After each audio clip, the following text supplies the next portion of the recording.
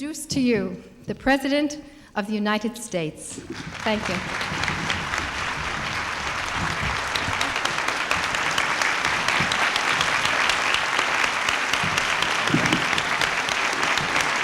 Thank you.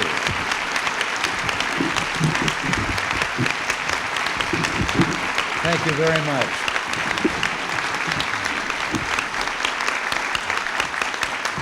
Thank you.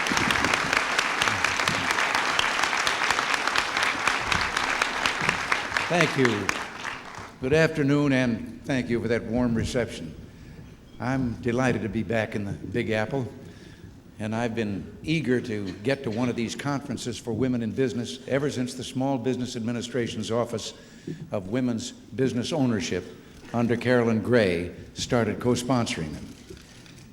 It's a special honor to be here with you, the members and friends of Women Business Owners of New York. You and your firms make up a vibrant part of the New York economy, employing thousands of men and women, providing goods and services that range from bookbinding to financial consulting.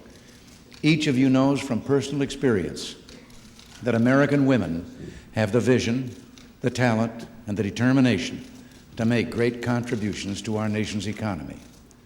And you are serving as role models for a new generation of women for whom participating in the economy will be much easier because of your efforts. On behalf of all Americans, I commend you. In our lifetime, America has begun an historical social change that offers women exciting new opportunities. Just 35 years ago, only a third of adult women held jobs outside the home. Today, more than two-thirds of the women between the ages of 25 and 44 are in paid positions. Growing numbers of women are doctors, military officers, police and firefighters. More than a third of our law students are female, and women business owners represent the fastest growing segment of the small business community. On a personal level, I've seen these changes clearly in the wives of the women closest to me. My mother, Nellie, never had the chance to go beyond elementary school. All her life, she devoted herself to our family and held us together both emotionally and financially. For a while during the Depression, she helped make ends meet by working in a dress shop for $14 a week. My wife, Nancy, belongs to a later generation of women in which many were raised with society expecting one thing of them, only to discover years afterward that society had come to expect something else. Like so many women, Nancy's had both the challenges and the rich rewards of adapting. She pursued a successful career as an actress, and today she gracefully combines her role as a loving wife and mother with her many duties as First Lady. And you know, the government gets quite a bargain with First Ladies. They aren't on the payroll, but Nancy's office hours and duties run about even with mine. That's why she's not here at this moment. No words can express how proud I am to be the man in her life. Now,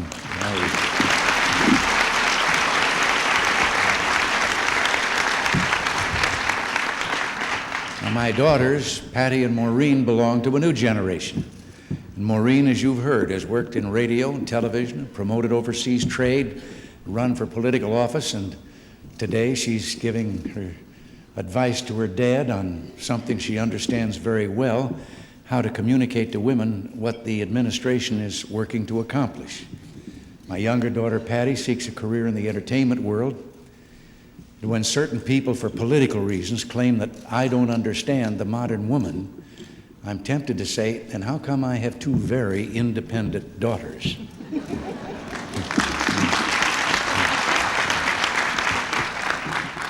But in my mother's time and throughout our history, women were always hard at work, seeking self-fulfillment, giving of themselves to their families and building a better nation. Today, women in our country are just as hardworking and giving as ever. It's America that has changed and grown, giving women increased chances to reach for the stars and go as far as their God-given talents can take them. Women in the 80s are a diverse majority with varied interests and futures. Some seek to pursue their own careers, some run for political office, some focus on the home and family, and Some seek to do all these things. No role is superior to another. What's important is that each woman must have the freedom to choose her path for herself. And I'm committed to just that. The simple truth is, I've been frustrated by the perception that's been created about my supposed lack of interest in the welfare of women. And I'm going to take advantage of this opportunity to reveal some things our administration has been doing and that seem to have been closely guarded secrets up till now. Once after making a speech, a minister, the late Bill Alexander of Oklahoma, took it upon himself to tell me the story of his first sermon. I've never forgotten it. I always suspected maybe it had something to do with the length of my speech. He said that he had worked for weeks after his ordination on this first sermon and had been asked to speak or to pray or preach at a small country church in Oklahoma, an evening service. And he arrived after working all these weeks on that first sermon that he was going to preach as a minister, and looked out at a church that was empty except for one lone little fella sitting out there amongst all the empty pews. And Bill went down and he said, "My friend, you seem to be the only member of the congregation that showed up. I'm just a young preacher getting started. What do you think? Should I go through with it?" And the fella said, "Well, I wouldn't know about that sort of thing. I'm a little old cowpoke out here in Oklahoma, but I do know this. If I loaded up a truckload of hay, took it out in the prairie, and only one cow showed up, I'd feed her." Well, Bill took that as a cue, got back up in the pulpit, and an hour and a half later said, "Amen." And he went down and he said, "My friend, you seem to have stuck with me. And like I told you, I'm a young preacher getting started. What do you think?" And he says, "Well, like I told you, I'm just a little old cowpoke out here in Oklahoma. I don't know about that sort of thing, but I do know this. If I loaded up a truckload of hay, took it out in the prairie, and only one cow showed up, I sure wouldn't give her the whole load."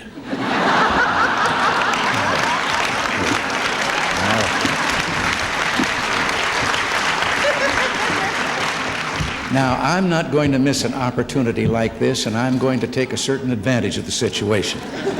I'm not going to talk an hour and a half, but you're going to get the whole load. Because during the past 3 years, I've appointed more than 1,400 women to top government positions, not because of their sex, but because they were the best people for the jobs.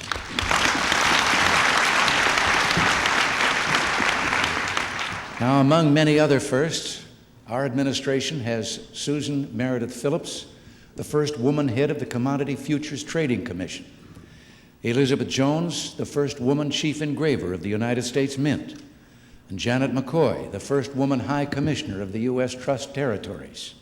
And today, I'm delighted to announce that I'm sending to the Senate the nomination of Rosemary Collier to be General Counsel of the National Labor Relations Board, and that will be another first.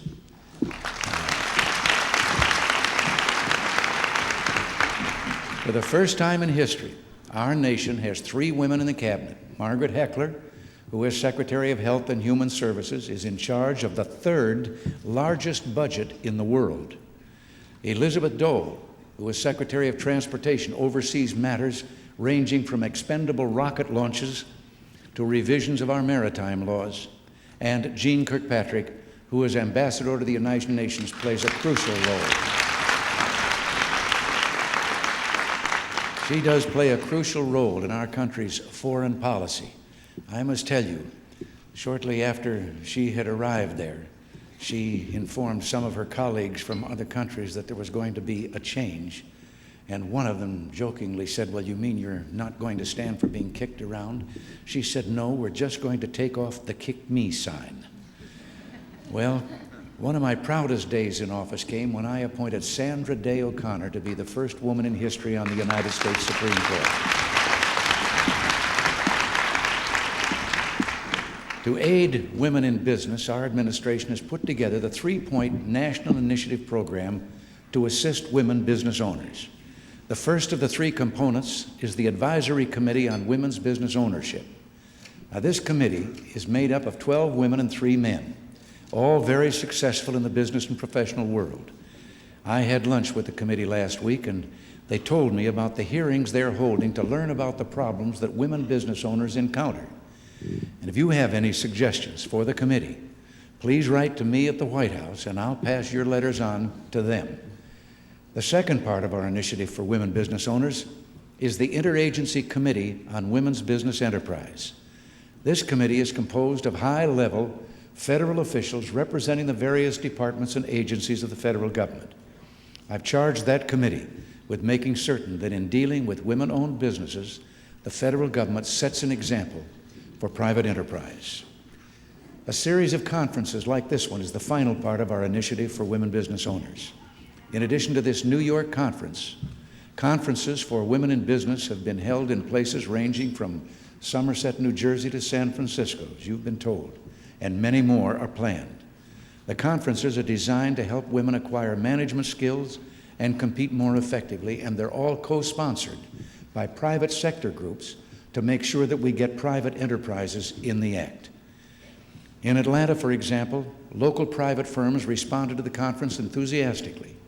A group of businesses agreed to publish a women business owners directory for the state of Georgia at their own expense, and a group of banks established a hotline, one number for women to call to find out about everything from the availability of venture capital to where to get help in drawing up a contract. Now, just as we're supporting you as you make gains in private enterprise, we're making certain that women receive fair treatment under the law. Our administration has moved to amend or eliminate statutes that discriminate on the basis of sex. At my direction, the Justice Department conducted a review of federal statutes and found 140 that give different treatment to men and women. We have already proposed legislation to correct 122 of them. Of the remaining 18, 6 are still under study. The rest favor women and will remain unchanged. It's like the law that establishes a women's bureau in the Department of Labor. And I want to mention the superb job that Dr. Lenora Cole Alexander is doing in heading that bureau. At the same time, the Task Force on Legal Equity for Women has begun a thorough review of non-statutory rules, practices, and procedures throughout the federal government. Whenever it finds women treated unfairly, the task force works with the agencies or departments to ensure changes will be made. To reach laws and procedures beyond the federal level, we've established the 50 States Project, a program that's working with governors to help them find the areas where their state codes, regulations, and administrative rules treat women unfairly.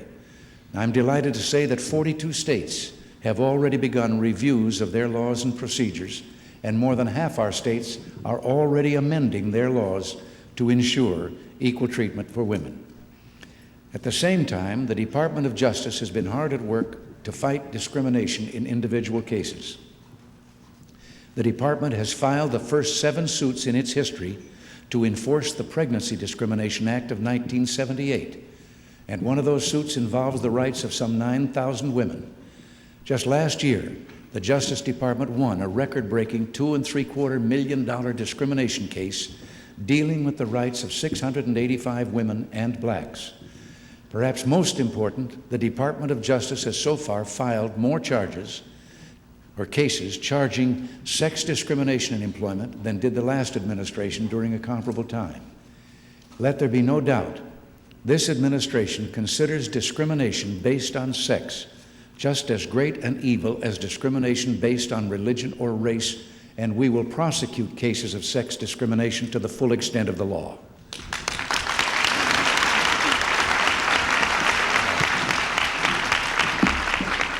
Now, just as we're joining you in your efforts for legal equity, we're helping in a number of ways as American women work for economic self-reliance. For those whose former spouses are delinquent in child support payments, we've moved to strengthen the federal child support enforcement system. The year we took office, some $4 billion were owed to the children of America. Since then, our measures have raised child support collections by 2/3. Improvements still need to be made in this area. So we've proposed new legislation that would further improve collection of child support for both welfare and non-welfare families. For those receiving aid to families with dependent children, the majority of whom are women, we've increased training opportunities that will help them secure permanent, productive employment, because no government handout can give a woman who's supporting her family the same sense of dignity as a job. Now, our Job Training Partnership Act specifically targets these women as a group that must be served.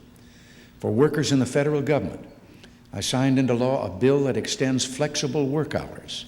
This applies to both men and women, but it's of particular importance to women who are holding down a job while raising a family. Now they'll be better able to structure their working hours to do things like spend more time with their families and perhaps be at home when their children come home from school. For all women, we've worked with the Congress and women's groups to provide several forms of tax relief. Relief, by the way, which could and should have been passed long ago by those in Washington who had a monopoly on power and who still claim a monopoly on compassion. Our administration has greatly reduced the income tax marriage penalty. We've eliminated estate taxes levied on a surviving spouse, giving significant benefits to those with family farms and small businesses where women have long been hard-working partners. We've put Social Security back on a firm footing and made reforms that help many divorced spouses and disabled widows. And we've expanded participation in IRA accounts, helping women whether they work at home or in paid jobs. Nothing is more important to parents than knowing their children are being taken good care of while they're on the job. So we've almost doubled the maximum child care tax credit. In other moves to make child care more available and affordable, we've proposed tax relief for organizations that care for the dependents of working people, and we're pressing for a restructuring of the dependent care tax credit to make more benefits available for low and middle income taxpayers. We're also working with the Congress to pass historic legislation that will reform inequities that women suffer in some private pension plans. This legislation has passed the Senate, and we're awaiting a vote on the floor of the House, in case you'd like to call or write someone. I have often said it is not only necessary to make the legislators see the light, it's better to make them feel the heat.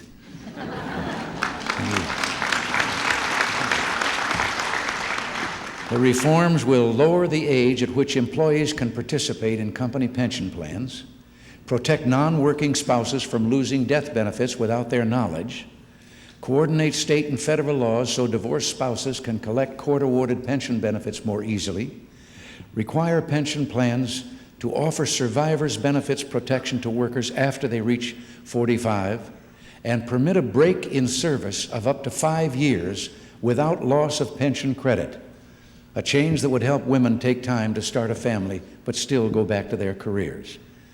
Despite the importance of all these reforms, I've always believed the most important step we can take for women is the most important step that we can take for all our people: a dynamic, sustained economic expansion. Economic growth will provide more opportunities for women than if all the promises made in the history of Washington, D.C. were enacted into law. Think back just 3 years. Raging inflation, the highest prime interest rate in more than a century, an ever-growing tax burden, government regulations that were out of control. All these had stifled investment, smothered productivity, and brought growth to a virtual standstill. The economic crisis hit women especially hard. Elderly women living on fixed incomes found their purchasing power eaten up by inflation. Working women saw jobs become more and more scarce. Homemakers found that 12.5% inflation made it harder and harder to buy the groceries and pay the bills. And the thousands of women who wanted to start their own businesses saw 21.5% prime interest rates slam the door in their faces. When we took office, we made restoring economic vitality our top priority.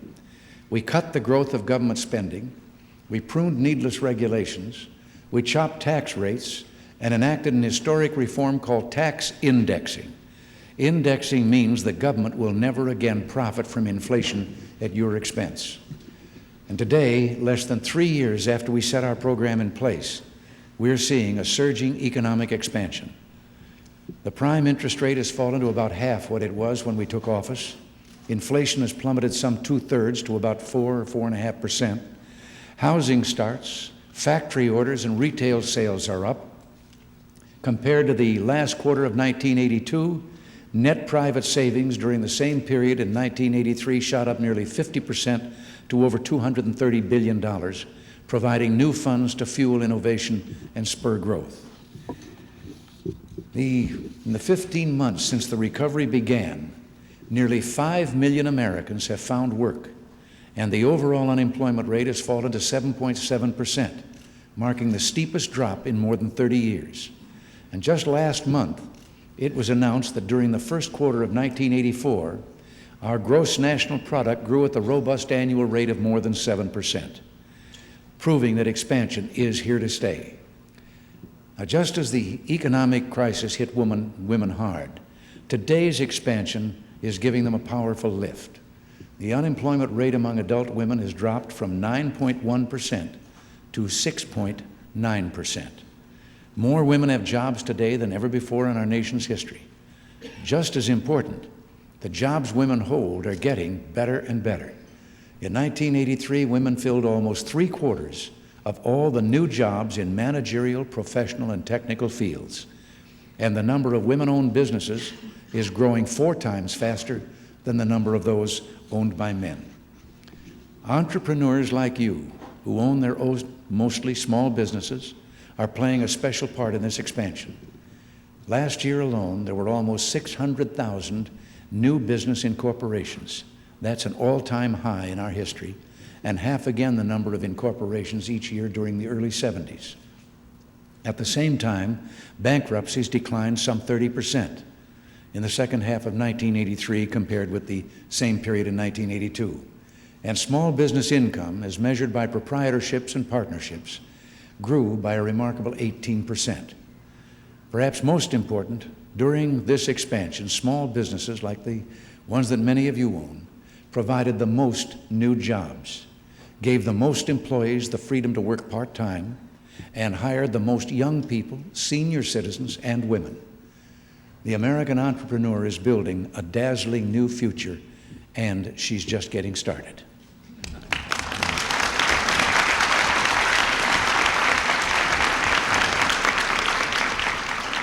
We must and will go forward to keep opportunities expanding for you and all Americans. To prevent the nightmare of inflation from ever coming back, we must enact constitutional reforms like the line item veto and the balanced budget amendment. Please, I'd like both of those. And to provide new incentives for growth, make taxes more simple and fair, I believe we must design and enact a program of tax simplification. Not tinkering here and there, but a sweeping, comprehensive reform of the entire tax code. We must and will enact these measures, and I'm convinced that when we do, the American economy will reach new heights of prosperity.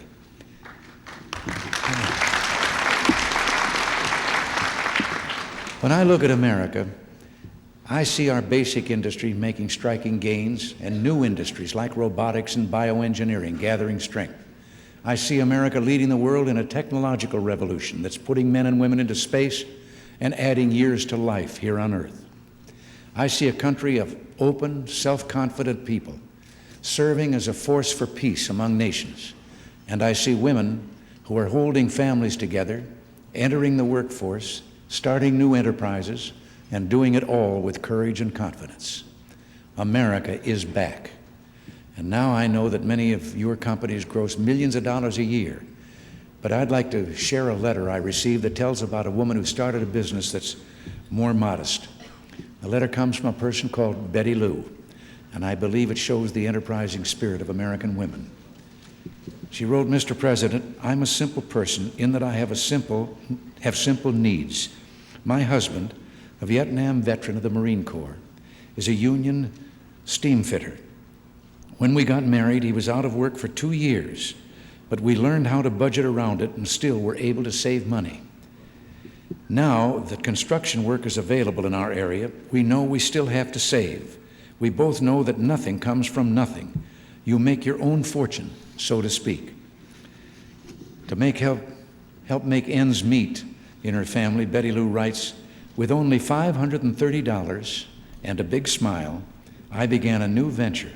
I had no previous business management experience and didn't know exactly where I'd end up, but I had the chance.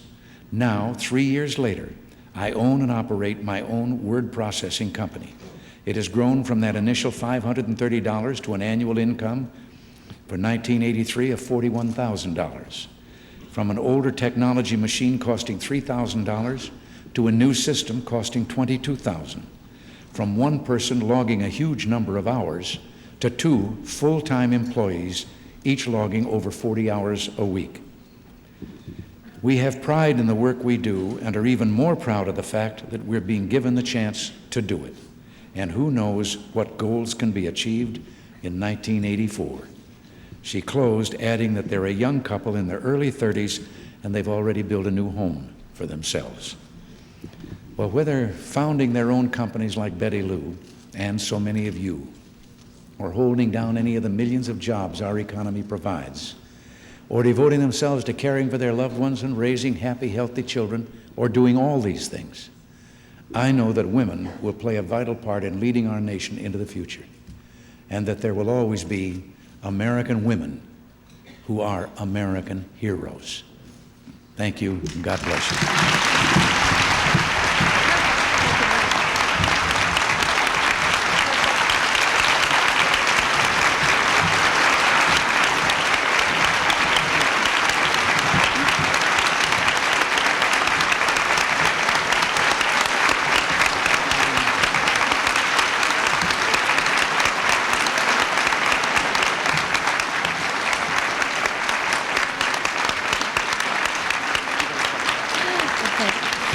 Thank you. Thank you, Mr. President. You are the first President of the United States to honor us with your presence, and we thank you for that recognition. We would like to give you a little memento of your time spent with us, and I've had a few made so that there's one for Mrs. Reagan, and we've got one for Maureen and one for Patty, too. But, sir, if you'd step up here, I'd like to present you with our T-shirts. I think we are leaving a message.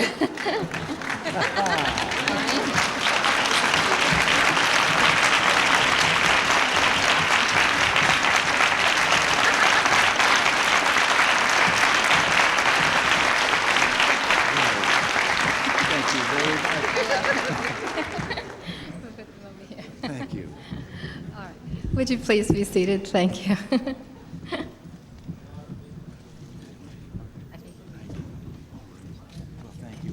Thank you all again very much.